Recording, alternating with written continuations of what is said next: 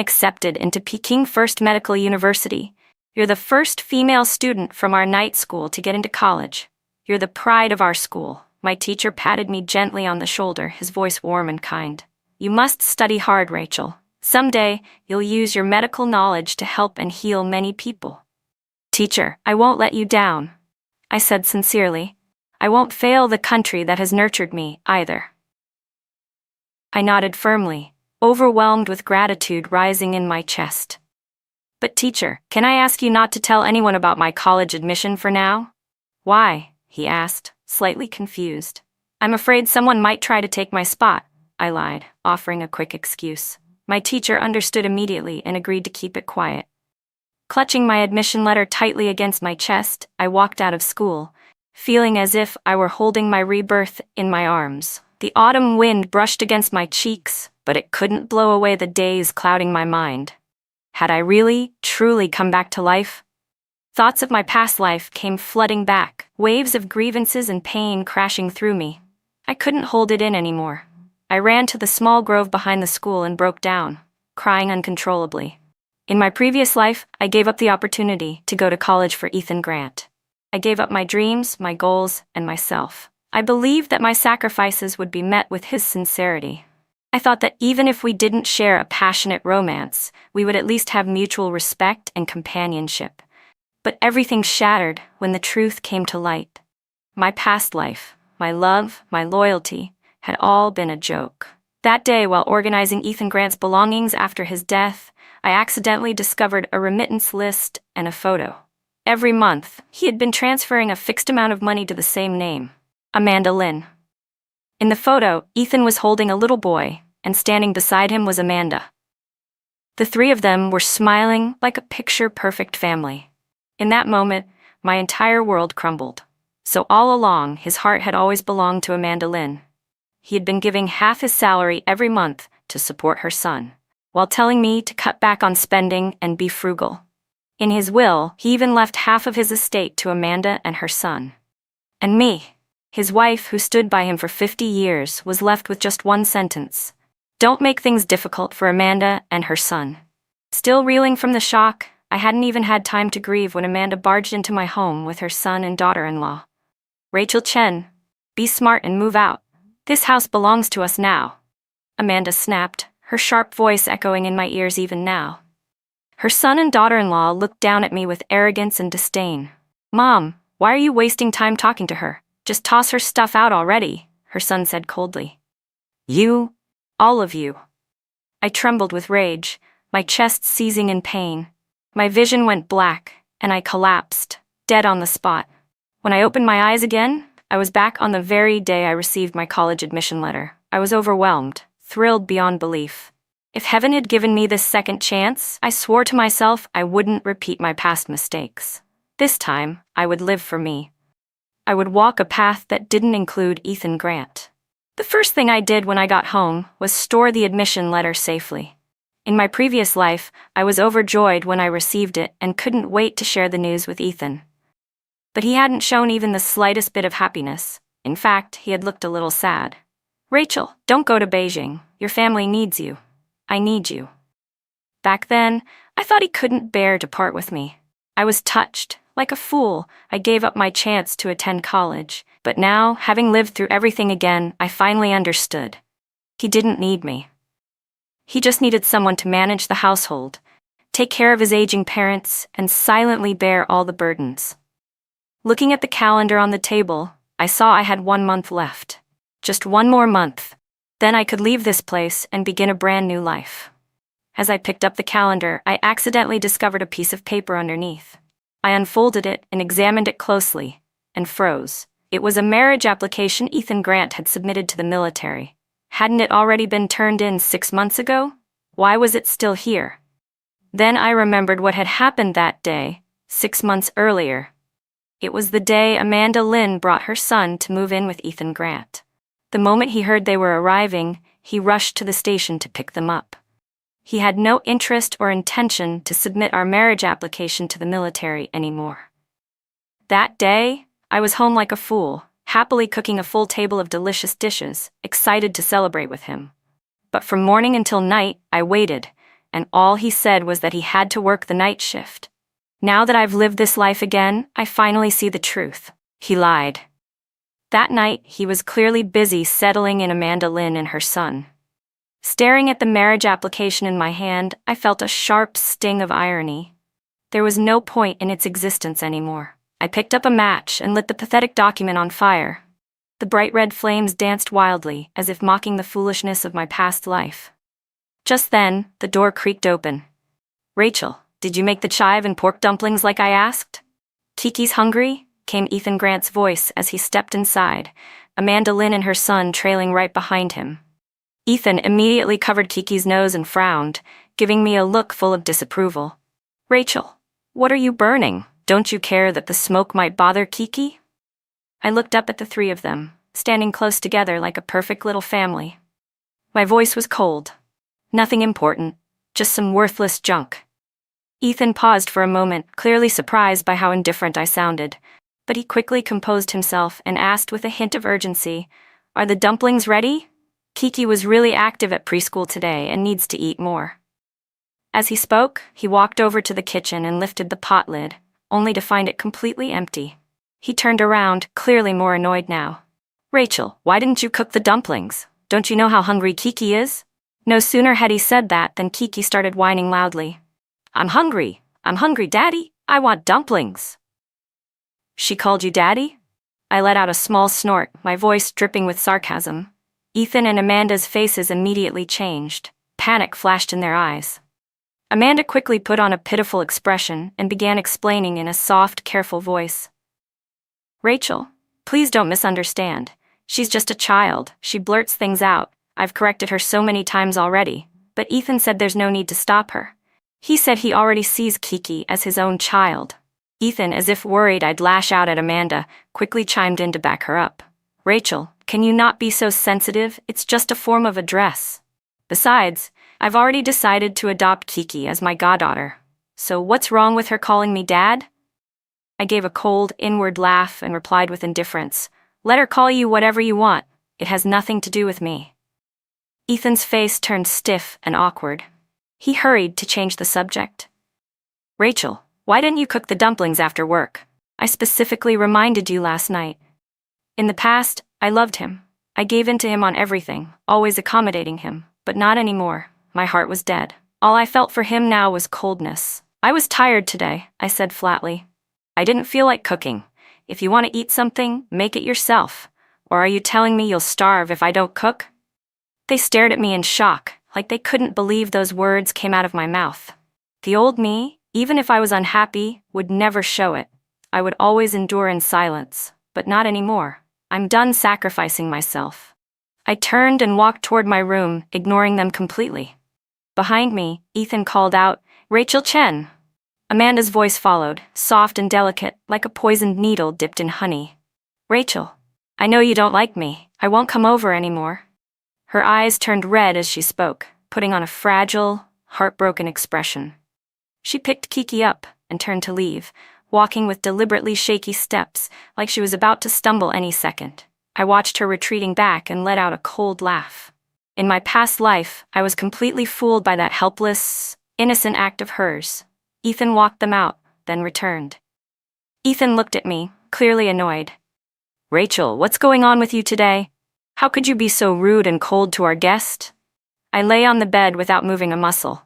I didn't even bother to lift my eyelids. He let out a sigh and walked over to the bed, softening his tone a little. "Rachel, there's nothing going on between me and Amanda. It's completely innocent. Can you stop being upset, stop misunderstanding, and stop thinking of things in such a twisted way?" When I didn't even glance at him, he started to grow anxious and continued explaining. "I admit I used to have feelings for Amanda, but when she chose to marry James Jong, in my heart, she became nothing more than my sister-in-law. What we have now is just camaraderie, nothing more." After a brief pause, he added, "I've told you this more than once. If James hadn't died saving me in battle, Amanda wouldn't have lost her husband, and Kiki wouldn't have lost her father. I owe them. A widow and her child. It's pitiful. I have a responsibility to protect and take care of them. As the wife of a soldier, you should understand and support me." Amanda's husband, James Jiang, and Ethan had enlisted together. Both fell for Amanda, who danced in the Army's performing arts troupe.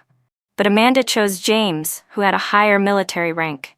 On their wedding day, Ethan finally introduced me, his fiancée from the countryside, the one arranged through a childhood betrothal. No one expected James to die during a mission, sacrificing himself to protect Ethan. Ethan had carried guilt in his heart ever since. But what did that have to do with me? If he owed them, he should repay them himself. Why drag me into it? In my past life, he took my ration tickets, the new quilt I had just finished making, even the untouched fabric I hadn't yet cut, and gave it all to Amanda without asking. I cried and told him those things were mine. I needed them too. But he told me I needed to be generous, to be compassionate. Otherwise, he said, I wasn't a good military wife. And now he had the nerve to say I'm the one with a twisted mind? Ridiculous. Anyone in the neighborhood could see how close Ethan and Amanda were. Their relationship was anything but pure. Every time work ended, Ethan didn't come pick up me, his fiancée. He went to Amanda's workplace to escort her and her son home. They laughed and talked the whole way, like a real family. People who didn't know any better would have thought they were a family of three. Ethan constantly invited Amanda and Kiki to eat at our house. I cooked. I cleaned. They walked in and sat at the table. I was basically an unpaid maid. Even the neighbors warned me, directly and indirectly, to be careful with Amanda. They said if I wasn't careful, I'd end up divorced. But forget it. There was no point telling him all this now. I didn't want this man anymore. He wasn't worth my time or energy. I finally looked up at him and said calmly, I'm not angry. I'm not misunderstanding anything. I'm just really tired. I don't feel like moving. Ethan visibly relaxed when he heard I wasn't mad. Relief washed over his face like a man who had just dodged disaster. That's good, Rachel. If you're tired, just rest. I'll make dinner tonight. He said it eagerly and then turned toward the kitchen. I lay there on the bed, staring at the ceiling, my mind drifting back to my plans for Beijing. The smell of dinner slowly wafted into the room, pulling me out of my thoughts. Rachel, dinner's ready, Ethan called from outside the door. I got up and walked to the dining table. The meal was simple, 2 dishes and a soup, but it all felt strangely foreign to me. In my last life, we used to sit like this too. Back then, my eyes were full of love for him. Now all that remained was cold detachment. Rachel, I was thinking, Ethan said cautiously, I'd like to give our TV to Kiki. We barely watch it anyway. I nearly laughed out loud. In my past life, he didn't ask. He just carried the TV out without a word. The TV I had scrimped and saved for, the one I bought with so much effort, was casually given away. I had argued with him so bitterly over it. Amanda, acting all sweet and selfless, pretended to insist on giving it back, but Ethan said it would hurt his pride. Ethan had made some excuse about being sent on a mission and left. He was gone for a whole month. When I went to the base to see him, he said he was too busy. But I saw with my own eyes that he had time to go shopping in town with Amanda Lynn and her son, buying daily necessities together. I cared about Ethan Grant, so I swallowed my pride. I personally delivered the TV to Amanda's home. Only then did Ethan come back. He praised me, said I was a model military wife, kind, generous, and understanding. Looking back on it now, I let out a bitter, mocking laugh. I wanted to slap some sense into my past self. Rachel, what are you laughing at? Ethan asked, confused. Nothing, I said, wiping the smile from my face. If you want to give away the TV, that's fine, but Amanda needs to give me 100 yuan for it. His expression changed immediately. I knew exactly what he was about to say, that I was being petty, selfish, and heartless. Back then, the TV had cost 400 yuan. He paid 300, and I covered the remaining 100. 100 that I'd scraped together by borrowing from my coworkers. I hadn't even finished paying them back. I quickly added, originally, I planned to use my ration tickets to cover the rest, but you already gave mine to Amanda. So now I have no money, and no tickets. Your salary's almost used up too, right? How am I supposed to eat or drink before next month's paycheck? Ethan was speechless. It took him a long moment before he finally mumbled, I'll get you the 100 yuan as soon as I can.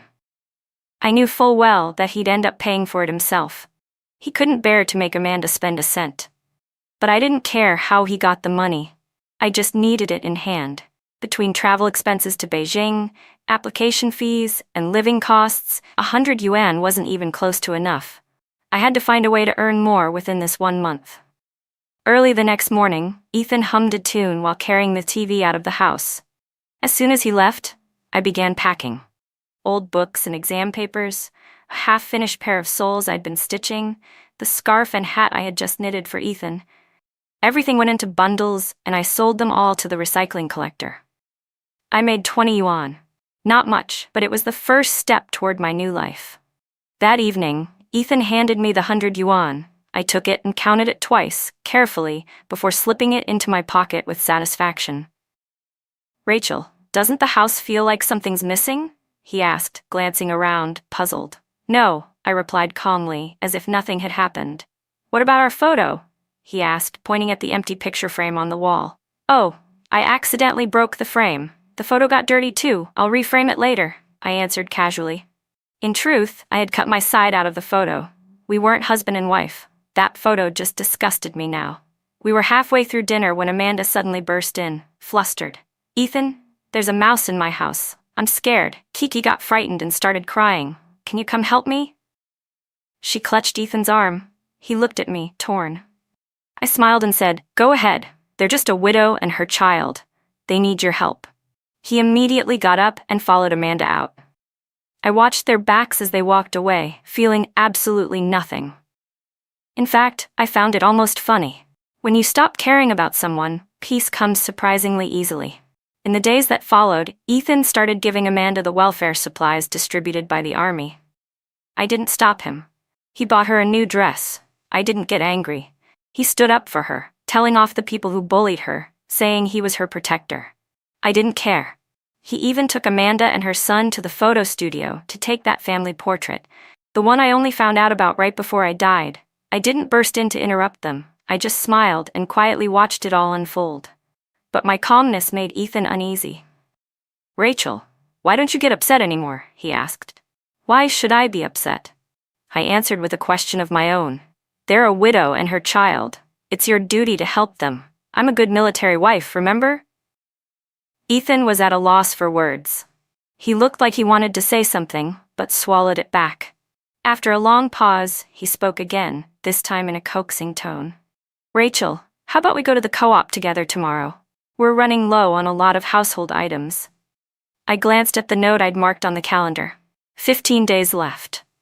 "I can't tomorrow," I told him. "I have to go back to my hometown. Your parents have been talking about us non-stop. You're not allowed to leave the base without permission, so I requested leave to go visit them for a few days." "Rachel, you're amazing," he said, eyes filled with emotion that only made me feel more bitter inside. The truth was, I didn't want to go. But I had to. If the same accident happened again, and I didn't intervene in time, I might lose my chance to go to Beijing once more. In my past life, I hadn't been able to attend university. Not just because Ethan disapproved, but also because of what happened at home. His father suddenly fell ill. His mother, trusting some old folk remedy passed down in the village, hiked up the mountain in the pouring rain to pick herbs, and ended up breaking her leg. Back then, I considered myself part of the Grant family. The moment I heard what had happened, I panicked like a cat on a hot tin roof. Ethan didn't even have to say a word. I'd already packed up my things to go home and take care of his parents. It's said that it takes 100 days to fully recover from a bone injury. By the time I had nursed his mother back to health, the semester at Peking First Medical University had already begun. There was no way they would accept a student arriving 2 months late. Our childhood engagement had been arranged by our grandfathers when they were drunk. The truth was, Ethan's parents never really approved of me. They thought a man as outstanding as Ethan deserved a wife who could support his future. Not some girl from the countryside with no status or background. Still, they had never treated me poorly. When my parents passed away, the Grants helped out a lot. For that, I felt I owed them. I couldn't just stand by while something happened to Ethan's mother. And besides, at that point, Ethan and I hadn't officially broken off our relationship. Everyone in the village assumed I was already his wife. If I hadn't gone to help, people would have gossiped about me behind my back. I arrived just in time. As soon as Ethan's father started feeling ill, I called the village chief and had him rushed to the hospital. Ethan's mother went with us. 3 days later, I brought them both home, safe and sound. Just to be sure nothing else went wrong, I stayed an extra week. That week, I cooked, cleaned, did laundry, chopped firewood, kept the stove going, and even bought them new household items. When I left, Ethan's parents repeatedly praised me as a good daughter-in-law.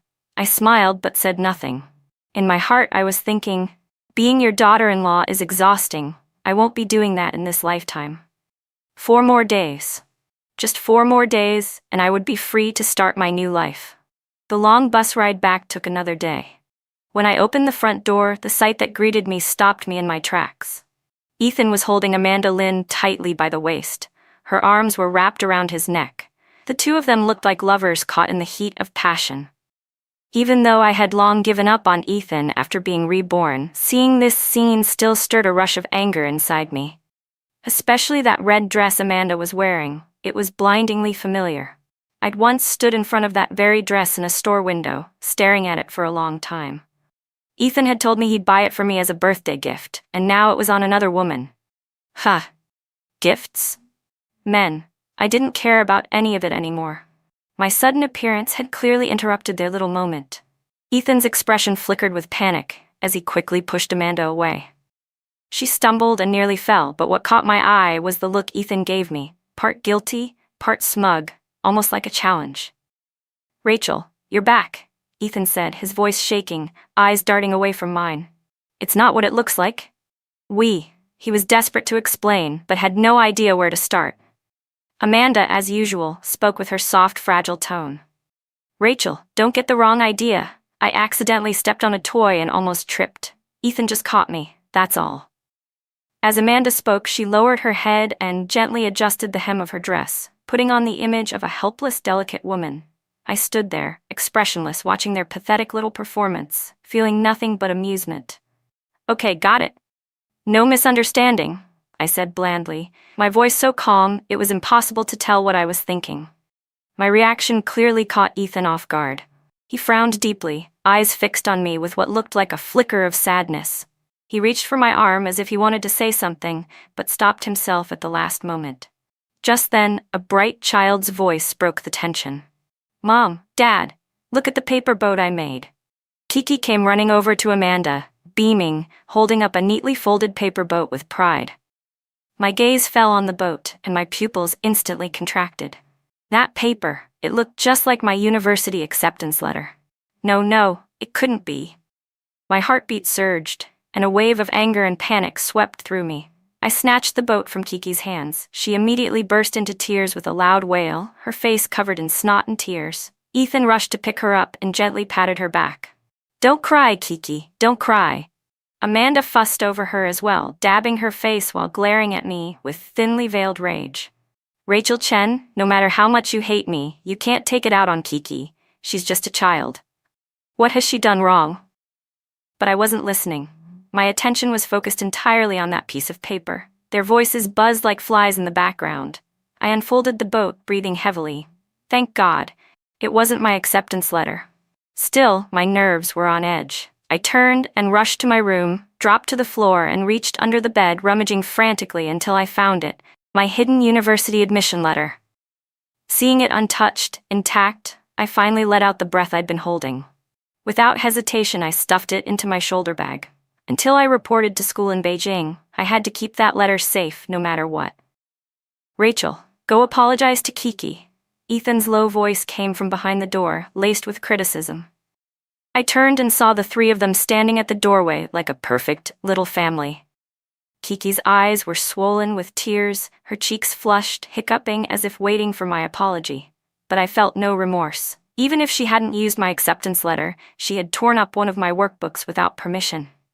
Was I not allowed to be angry about that? Before I could even speak, Kiki shouted at me, "Bad auntie, mean auntie, I hate you and Daddy, make her leave our house." She cried and clung tightly to Ethan's neck. Amanda quickly covered Kiki's mouth. "She's just talking nonsense. Rachel, please don't take it personally." Her voice was all sweetness, as if the venom in her glare moments ago had been a figment of my imagination. That was when I finally noticed something. My room was now filled with Amanda and Kiki's belongings. A bright red bedsheet with peony flowers, an expensive face cream I could never bring myself to buy sitting on the vanity, and toys scattered all over the floor.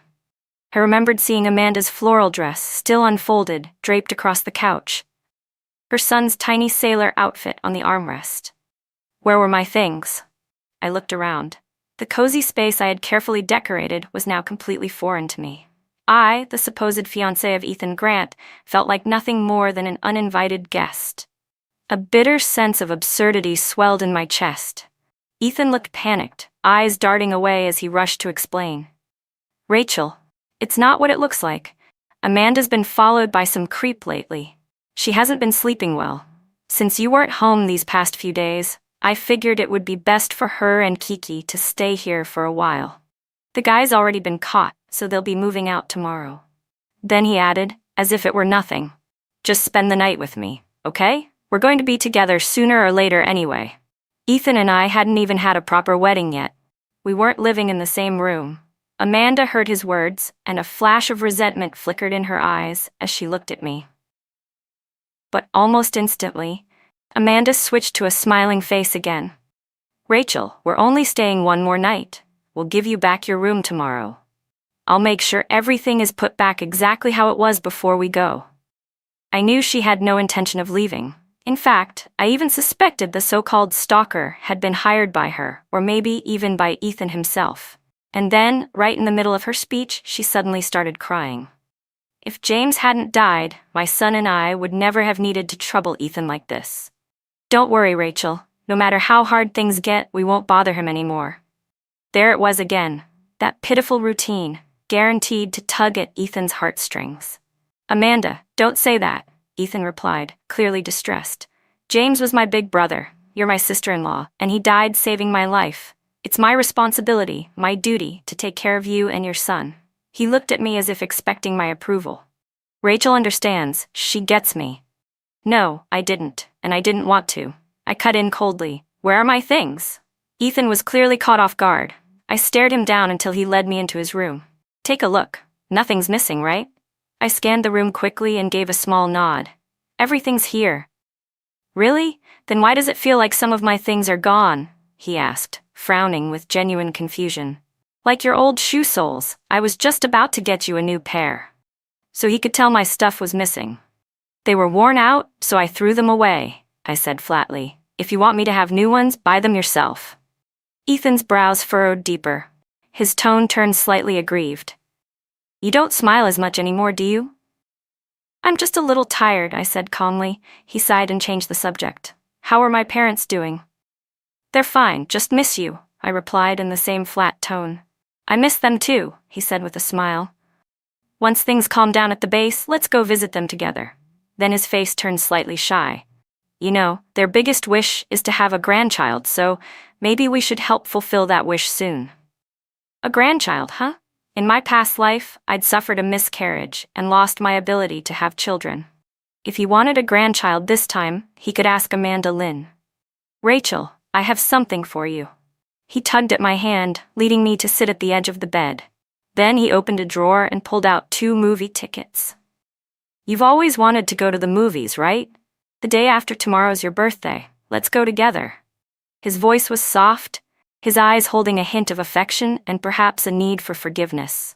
Once upon a time, I dreamed of going to the movies with him like a normal couple, buying 2 sodas, holding hands, laughing together. But Ethan always said he was too busy, that there wasn't enough time or money.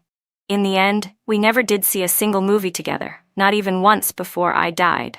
And now, he suddenly had time, had the thought, and even the money to buy tickets and invite me out?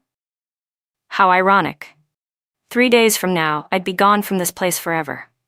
All right, I said, let's go. Just once.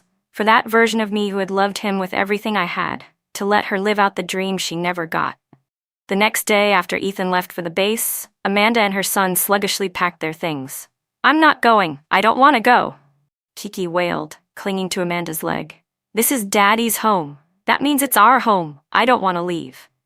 Be good, Kiki, Amanda cooed, stroking his head. Don't cry. Mommy will bring you back soon. Next time, no one will be able to kick us out. Unfortunately for her, I was standing right at the doorway when she said that. She turned around and spotted me. A flicker of panic crossed her face, but she quickly recovered her composure and dropped the act. Now she didn't even bother pretending. She looked straight at me, eyes full of challenge. Rachel Chen, don't be so smug. Ethan's only staying with you because he promised the elders. The one he truly loves is me. I smiled. Are you sure? Amanda faltered, clearly thrown off. Ethan told me he's planning our wedding for the end of the year, I added with a straight face. A big one, with everyone invited. I lied. My tone was calm, but there was a hint of quiet satisfaction beneath it. Amanda Lynn's expression shifted slightly, but I wasn't finished. Ethan even bought us 2 movie tickets. I continued. He's taking me to see Romance on Lushan Mountain the day after tomorrow. Romance on Lushan Mountain, it was one of the most iconic love films of the 80s, and tickets were almost impossible to get. Everyone wanted to see it. I knew Amanda must have desperately wanted to go. Sure enough, I saw jealousy flash in her eyes, though she tried to cover it by scoffing. What's so great about a movie? Waste of money if you ask me. I just shrugged with a smile. Let's go. Amanda tugged Kiki close and began hastily packing up their things. After much stalling, the 2 of them finally cleared out. Not long after, I went out too, to buy my train ticket. I chose the earliest departure available and stocked up on food. After all, the trip to Beijing would take 3 nights and 4 days by train. Soon the day Ethan had promised to take me to the movies arrived. Before work even let out, he rushed home from the base, riding his bike with a cardboard box tied to the back seat. Rachel, I'm back. He shouted from down the road. I stood at the doorway watching him approach, feeling a swirl of emotions. What's that? I asked, pointing to the box. A gift for you, he said, stopping the bike and pulling out a cassette tape from inside. It's Teresa Teng. I know you girls all like her songs. Honestly, I think they're pretty good too. He smiled as he spoke. I looked at the tape, frowning slightly. The one who liked Teresa Teng was Amanda Lynn. My favorite singer had always been Lee Gai. But he didn't know that. He never did. Everything he thought was good for me was based on what he assumed women liked. If Amanda liked it, he figured I'd love it too. Come on, let's go eat, he said, grabbing my hand. We went to the state-run restaurant. He ordered longevity noodles and a few hometown dishes. From now on, every year on your birthday, we'll eat out, he said. I quietly ate my noodles, saying nothing. He said the same thing in my past life. But after that, not once did he ever spend my birthday with me. After dinner, we walked to the movie theater. The show was about to start in 10 minutes. Ethan looked around at the young couples lining up, many holding popcorn and cotton candy. Want some? He asked. I shook my head, but he still went to buy some anyway. Just as he returned, holding a fresh bag of cotton candy, Amanda appeared. She looked frantic and rushed toward Ethan, grabbing his hand. Ethan, Kiki has a high fever. He's burning up. Can you take us to the military hospital? Her voice was laced with panic and tears. Ethan's brow immediately furrowed, his face full of worry. Afraid I might stop him, Amanda turned to me and cried even harder. I'm just a pitiful woman, widowed so young.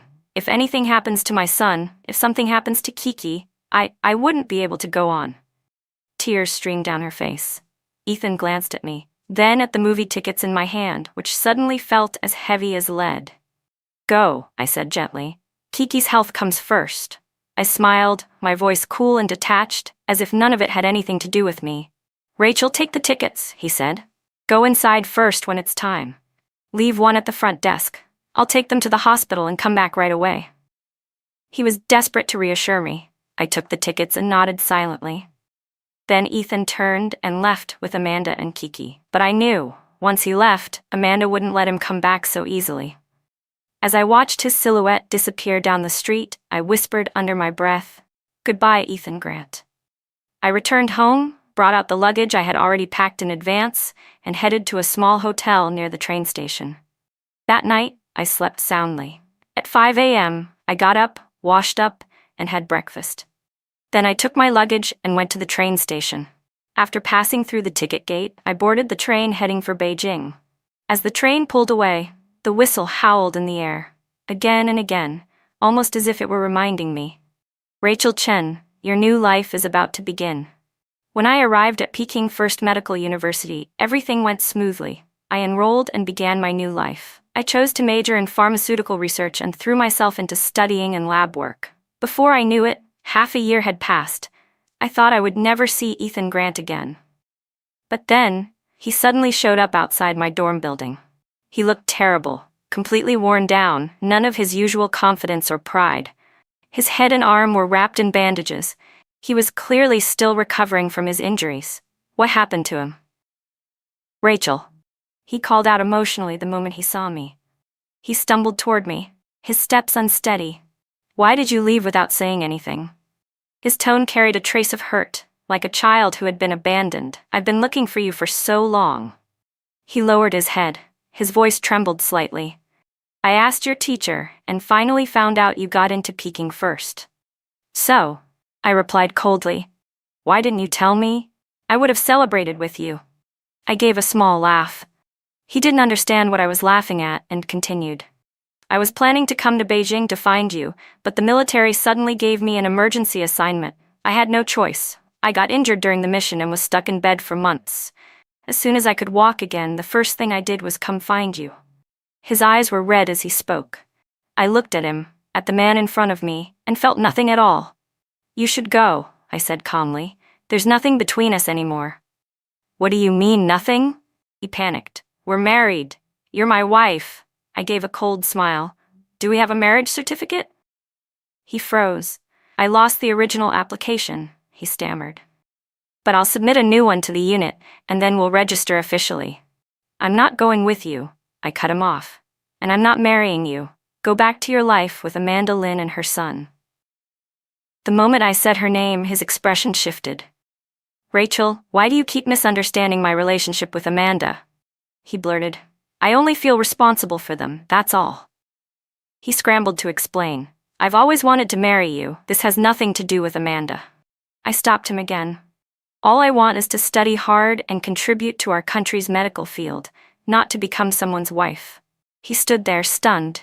You have such lofty ambitions? He looked completely shaken. I thought you just wanted to be a housewife, someone who would revolve around me. I seized the moment while he was off balance and added, if you don't want to go back and get married, then I'll come here and marry you. I'll apply for a transfer to Beijing. That's enough, Ethan Grant. I cut him off firmly. I don't want to marry you. It has nothing to do with Amanda Lynn or anyone else. I just don't love you anymore, and I don't want you in my life. He stood frozen for a long moment before his lips finally moved. That's impossible. Rachel, I don't believe you. You're lying.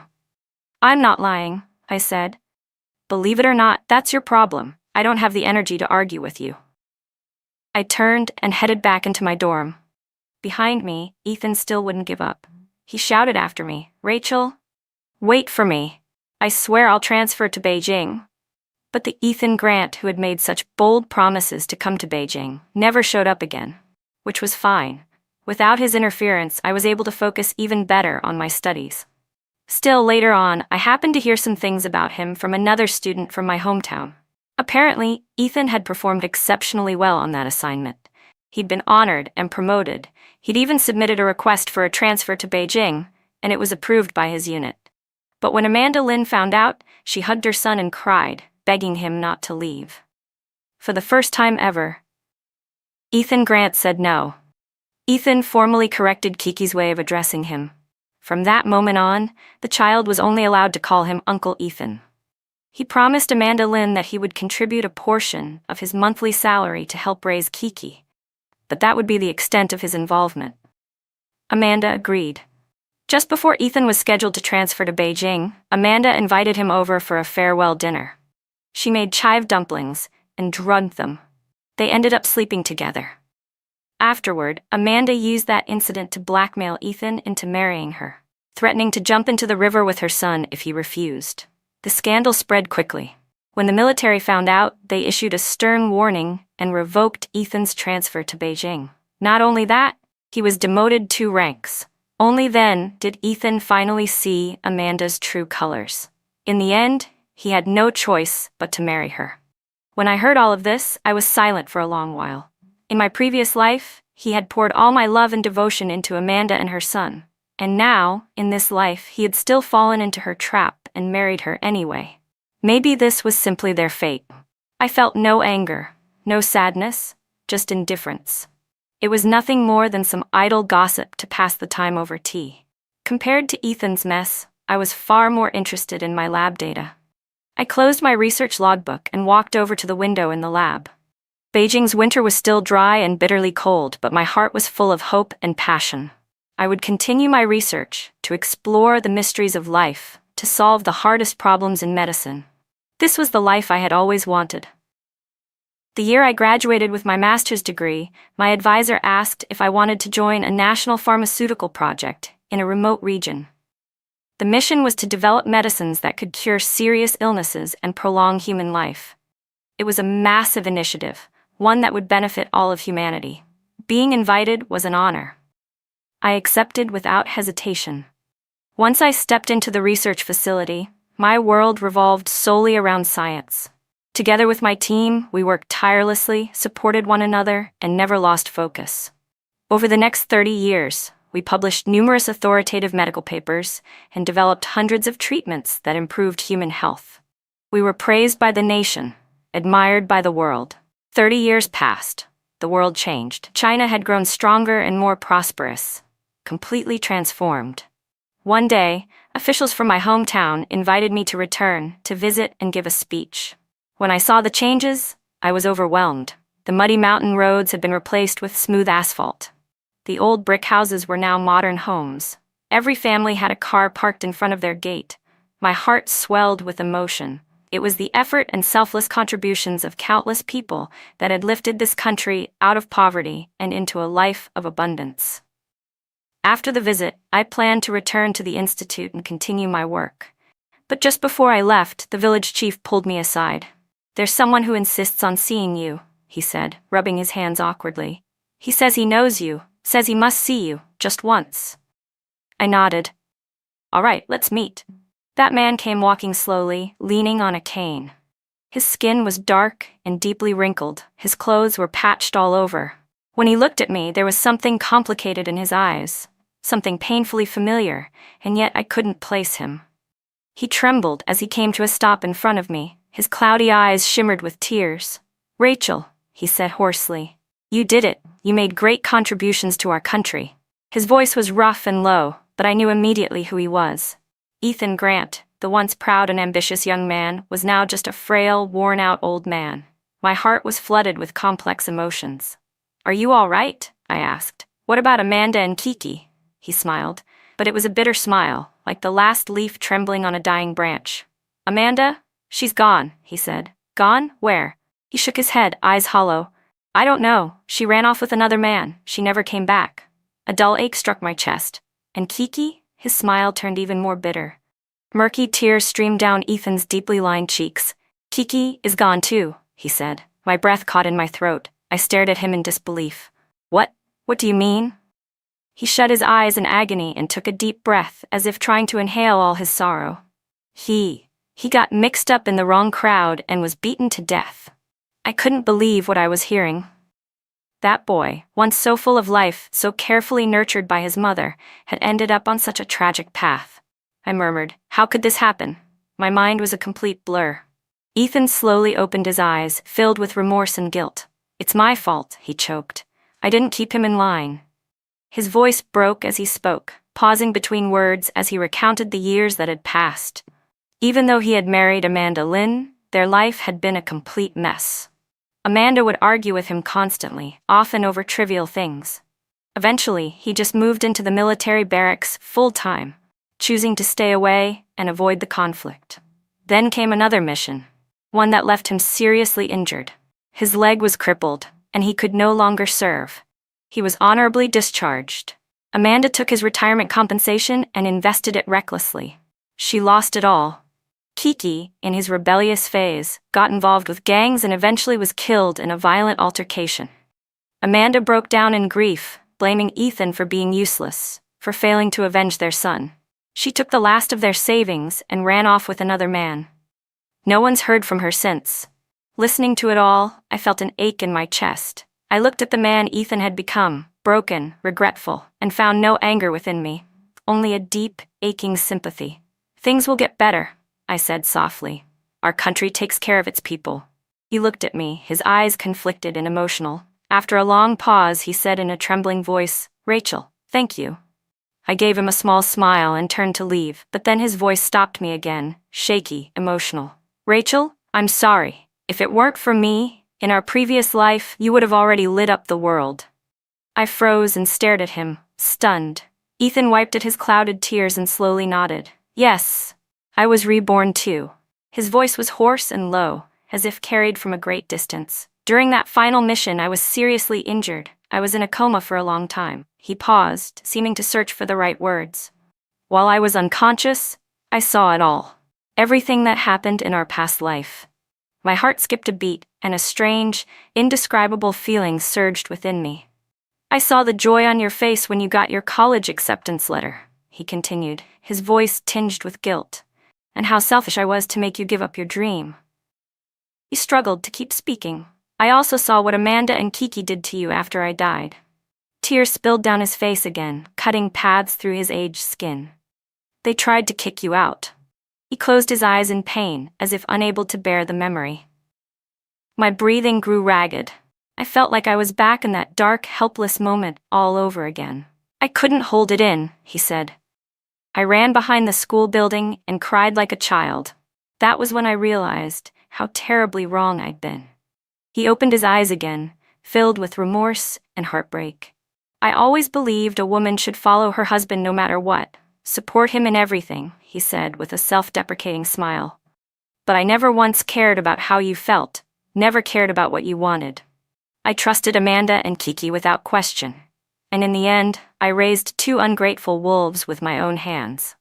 His voice was full of despair and helplessness. I listened in silence, my heart heavy and tangled with emotion. After I woke up, all I wanted was to find you, to tell you. He paused again, hesitating. To tell you that the only person I ever truly loved was you. My heart shuddered violently, but I quickly returned to calm. I really only ever felt responsibility toward Amanda and Kiki, Ethan added, his voice steady. But I didn't have the courage to come see you. He lowered his head like a child who had done something wrong. Do you hate me? He asked cautiously, looking up at me with nervous eyes full of unease. I looked at him, the boy who once brimmed with youthful pride, now an old man weathered by life. I shook my head.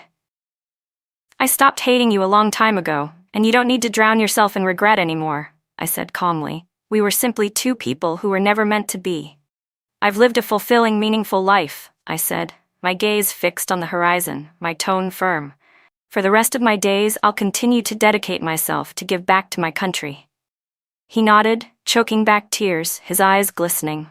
I got into the official car, watching my hometown fade into the distance, my heart filled with peace. My life was still moving forward. My research was still moving forward. And my country would only continue to